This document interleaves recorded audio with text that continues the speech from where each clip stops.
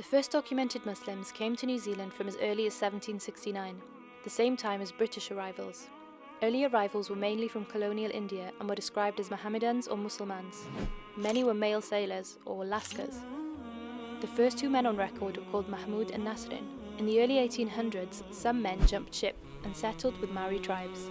Their descendants are known as Indo-Maori. The 1850s are believed to mark the beginning of family migration.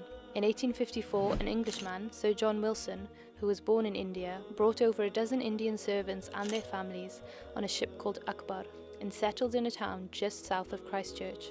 At this time, New Zealand respected different faiths.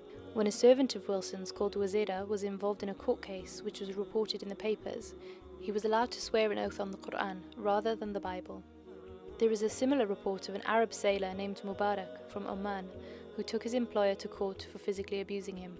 The British captain was censured and fined.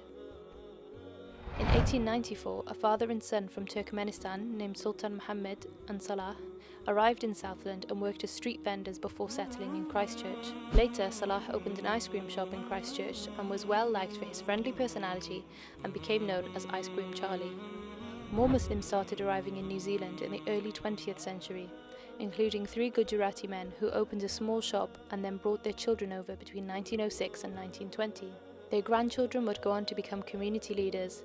The first Muslim organisation in New Zealand was created in 1950. The New Zealand Muslim Association in Auckland was established when there were around 200 Muslims in the country, most of whom were South Asian. In 1951, thousands of Eastern European refugees arrived.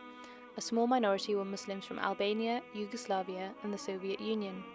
In 1979, one of these refugees, Mazhar Krasniki, a Kosovar Albanian, was elected president of the first national Muslim organisation, the Federation of Islamic Associations of New Zealand.